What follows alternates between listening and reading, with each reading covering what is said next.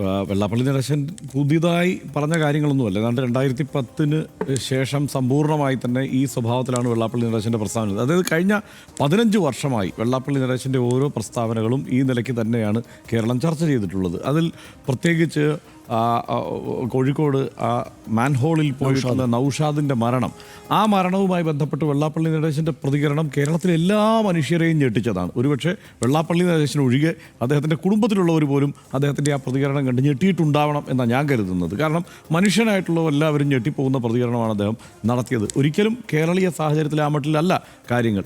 അദ്ദേഹത്തെ ഇതിനെല്ലാം പ്രേരിപ്പിക്കുന്ന ഘടകം എന്താണ്? അദ്ദേഹത്തിന്, അതായത് കഴിഞ്ഞ UDF സർക്കാരിൻ്റെ കാലത്ത്, അതെപ്പോഴാണ് 9 വർഷം മുമ്പേ UDF സർക്കാരിന് ഇവിടെ ഒരു കാലമുള്ളൂ. ആ കാലത്ത് അനുവദിച്ച കോളേജുകളും സ്കൂളുകളും അത് SNDP യോഗത്തിന് കിട്ടിയിട്ടില്ല എന്നുള്ളതാണ് അദ്ദേഹത്തിൻ്റെ പരാതി. അതേസമയം വടക്കൻ കേരളത്തിലോട്ടുള്ള കോളേജുകളും സ്കൂളുകളും മുസ്ലിം ലീഗിന് അധികമായി ലഭിച്ചു.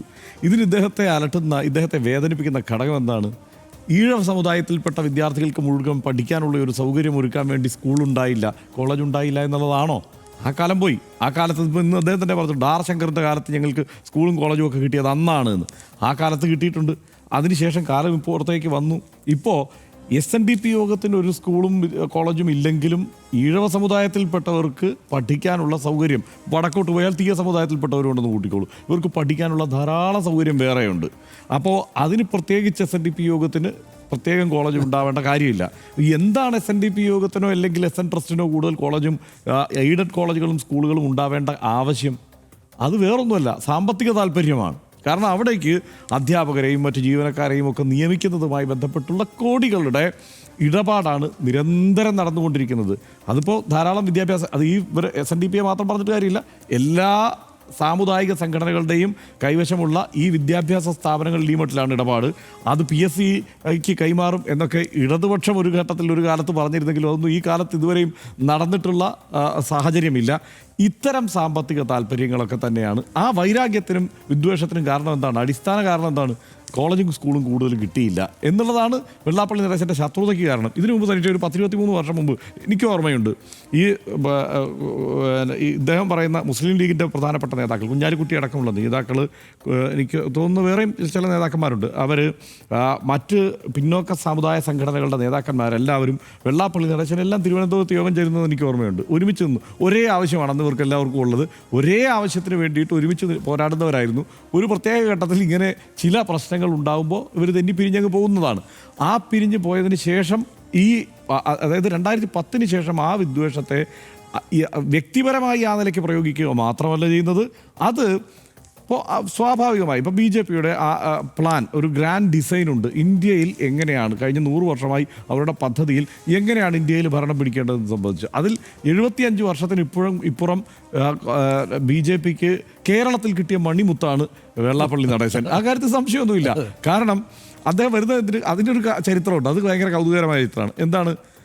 ശിവഗിരി നടപടി ഉണ്ടാകുന്നുണ്ടല്ലോ. ഇപ്പോൾ KK ആൻ്റണി ഭരിക്കുന്ന കാലത്ത് 95-ൽ ശിവഗിരിയിൽ പോലീസുകാർ കയറുന്നു, അവിടെ വലിയ ലാത്തി ചാർജ് നടക്കുന്നു, ഈ സ്വാമിമാരെ എല്ലാം ഓടിച്ചിട്ട് തല്ലുന്നു. അതിന് കാരണമായി തീരുന്നത് എന്താണ്? RSS ശിവഗിരിയുടെ ഭരണം പിടിക്കാൻ വേണ്ടിയിട്ടുള്ള ഇടപെടൽ ഒരു സംഘം സ്വാമിമാരെ വെച്ച് നടത്തുന്നു എന്നുള്ളതിൽ തുടങ്ങുന്നതാണ് ആ സംഘർഷം. ആ സംഘർഷത്തിൽ സമുദായ നേതൃത്വം കാര്യക്ഷമമായി ഇടപെട്ടില്ല എന്ന് പറഞ്ഞ് ശാശ്വതികാനന്ദ കണ്ടെത്തിക്കൊണ്ടുവരുന്ന, സ്വാമി ശാശ്വതികാനന്ദ ആ നിലയ്ക്ക് ഇടപെടാൻ ശേഷിയുള്ള ഒരാൾ എന്നുള്ള മട്ടിലൊക്കെ ആ കാലത്ത് കണ്ടെത്തിക്കൊണ്ടുവരുന്ന ഒരാളാണ് വെള്ളാപ്പള്ളി നടേശൻ. അതായത് RSSൻ്റെ പദ്ധതിയോട് എതിരിടാൻ കണ്ടെത്തിക്കൊണ്ടുവന്നയാളാണ് വെള്ളാപ്പള്ളി നടേശൻ. അതിനുശേഷം സംഭവിക്കുന്നത് എന്താണ്? അദ്ദേഹം പതുക്കെ അദ്ദേഹത്തിൻ്റെ പദ്ധതി തന്നെ, അദ്ദേഹം ഉഗ്രപ്രതാപിയായി മാറുന്നു. അദ്ദേഹത്തിൻ്റെ പദ്ധതി തന്നെ എന്തായി മാറുക? ഇവിടെ RSSൻ്റെ ആ ഡിസൈനിനൊപ്പിച്ച് നിൽക്കുക എന്നതായി മാറുകയാണ്. RSSനെ ഞാനൊന്നും പറയുന്നില്ല, BJP ഞാനൊന്നും പറയുന്നില്ല, അത് അവരുടെ പദ്ധതിയാണ്, അവരത് നടപ്പാക്കാൻ ശ്രമിക്കുന്നു. കേരളത്തിൽ എന്താ ചെയ്തത്? വെള്ളാപ്പള്ളി നടേശൻ ഇതിപ്പോൾ ഈഴവ സമുദായത്തിൻ്റെ ഒരു പൊതുരീതി എന്ന് പറയുന്നത് ഒരു ഘട്ടത്തിലും RSSുമായി അടുത്ത് നിന്നിട്ടില്ല എന്നതാണ് കേരളത്തിൻ്റെ ചരിത്രം നോക്കിയാൽ. അപ്പോൾ അവിടെ എങ്ങനെയെങ്കിലും ഈ ഈഴവ സമുദായത്തിനുള്ളിലേക്ക് ഈ എന്താണ് ഈ ഭേദചിന്ത കൃത്യമായി കൊണ്ടുവരാൻ വേണ്ട ഒരു ശ്രമം നടത്തുക. കാരണം അത് എത്ര എളുപ്പമല്ല. കാരണം ശ്രീനാരായണ ഗുരു പറഞ്ഞതിൻ്റെ പിന്തുടർച്ചക്കാർ എന്ന നിലയ്ക്ക് അവരവരെ തന്നെ കാണുന്നത് കൊണ്ട് വളരെ പെട്ടെന്ന് ഇതിൽ പോയി കുടുങ്ങില്ല എന്നുള്ളതാണ് അതിനകത്തുള്ള പ്രശ്നം. അതുകൊണ്ടാണ് ഇത്ര എളുപ്പത്തിൽ സംഘപരിവാറിൻ്റെ നറേറ്റീവ് അതിലേക്ക് കടത്തിവിടാനൊന്നും അവരുടെ പദ്ധതി അതിലേക്ക് കടത്തിവിടാനൊന്നും അങ്ങനെ പറ്റില്ല. അപ്പോൾ എന്താണ് പതുക്കെ ഈ ഇത്തരം ചെറിയ ചെറിയ കാര്യങ്ങളിലൂടെ വെള്ളാപ്പള്ളി നടേശൻ കഴിഞ്ഞ 15 വർഷത്തിന് മുമ്പ് ഈ പറയുന്ന പദ്ധതിയുടെ ഭാഗമായി തീർന്നിട്ടുണ്ട് എന്ന കാര്യത്തിനും സംശയമില്ല. അന്ന് അതിൽ സനീഷ് പറഞ്ഞില്ലേ, ഇപ്പോഴത്തെ പരാമർശങ്ങളിൽ CPIM-നെ കുറ്റപ്പെടുത്തേണ്ടതുണ്ട് എന്ന്. CPIM-നെയും ഇടത് പാർട്ടികളെയും എല്ലാം ഇപ്പോൾ ഈ സംവിധാനം ചെന്ന് നിൽക്കുന്ന സാഹചര്യത്തിലും ഇപ്പോഴിങ്ങനെ വോട്ട് ചോർച്ചയെക്കുറിച്ച് ഭയക്കുന്ന സാഹചര്യത്തിലുമൊക്കെ CPIM-ഉം ഇടതു പാർട്ടികളും ചെന്നുപെട്ടതിൽ ഈ 15 വർഷത്തിന് മുമ്പുള്ള അവരുടെ പ്രവൃത്തിയെ തന്നെ നമ്മൾ വിലയിരുത്തുകയും വിമർശിക്കുകയും ചെയ്യണമെന്നാണ് എൻ്റെ അഭിപ്രായം. കാരണം അടിസ്ഥാന വർഗ്ഗമാണ്, ഞങ്ങളെല്ലാം അടിസ്ഥാന വർഗ്ഗമാണ്, ഈ അടിസ്ഥാന വർഗ്ഗത്തിൻ്റെ വോട്ടാണ് ഈ ഇടതുപക്ഷം മേടിച്ചുകൊണ്ട് പോകുന്നത് എന്ന് ഒരു ഘട്ടത്തിൽ ഒരു ഭാഗത്ത് വെള്ളാപ്പള്ളി നടേശൻ പറയും, മറുഭാഗത്ത് അങ്ങേയറ്റത്തെ വർഗീയത പറയുകയും ചെയ്യുന്നു എന്നുള്ള സാഹചര്യമുണ്ട്. അപ്പോൾ ഈ സാഹചര്യത്തിൽ അടിസ്ഥാന വർഗ്ഗത്തിൻ്റെ ഞങ്ങളുടെ വോട്ട് ബാങ്കാണ് എന്നുള്ള ബോധ്യമൊക്കെ ഉണ്ടെങ്കിൽ നേരത്തെ ഈ കാര്യത്തിൽ ഇടപെടണമായിരുന്നു. അതുമാത്രമല്ല, ഇത് അറിഞ്ഞിടപെട്ട നേതാക്കൾ ഇവിടെയുണ്ട്.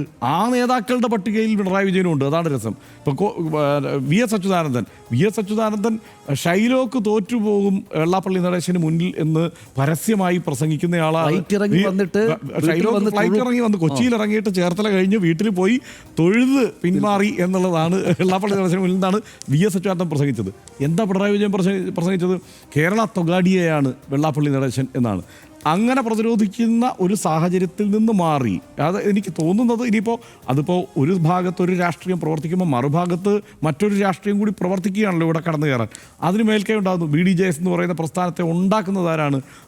അത് കേരളത്തിൽ ഇതൊക്കെ നമ്മളെങ്ങനെയാണ് ആളുകളെ വിഡ്ഢിയാക്കാൻ ഇങ്ങനെ പറ്റുക എന്നുള്ളതാണ് എനിക്ക് മനസ്സിലാവാത്തത്. അതായത് ഒരു രാഷ്ട്രീയ പ്രസ്ഥാനം ആരംഭിക്കുന്നതിന് മുമ്പ് തുടർച്ചയായി വാർത്താ സമ്മേളനങ്ങളൊക്കെ നടത്തി ആ രാഷ്ട്രീയ പ്രസ്ഥാനം വരേണ്ട സാഹചര്യമെല്ലാം വിശദീകരിച്ച് അതിൻ്റെ കൊടിയുണ്ടാക്കി ആ കൊടി മകന് കൈമാറിക്കൊണ്ട് ഇതാ രാഷ്ട്രീയ പാർട്ടി പ്രഖ്യാപിക്കുന്നു. അതാരാണ് ഈ വേദിയിൽ പ്രഖ്യാപിക്കുന്ന ആൾ? വെള്ളാപ്പള്ളി നടേശനാ എന്ന് പറയുകയാണ്. ഞാൻ ഈ പാർട്ടിയിലില്ല കേട്ടോ എന്ന് പറയുകയാണ്. അപ്പോൾ അദ്ദേഹവും അദ്ദേഹത്തിൻ്റെ കുടുംബവും സമ്പൂർണ്ണമായി അദ്ദേഹം തന്നെ പറയുന്ന മട്ടിൽ അവസരവാദപരമായി നീങ്ങുന്നു എന്നുള്ളതാണ് ശരി. ഇപ്പുറത്തെന്താണ്, ബാലഗോകുലത്തിൻ്റെ പരിപാടിക്കോ അല്ലെങ്കിൽ RSSൻ്റെ എല്ലാ പരിപാടിക്കും അദ്ദേഹത്തിൻ്റെ ഭാര്യയെ പറഞ്ഞു വിടും.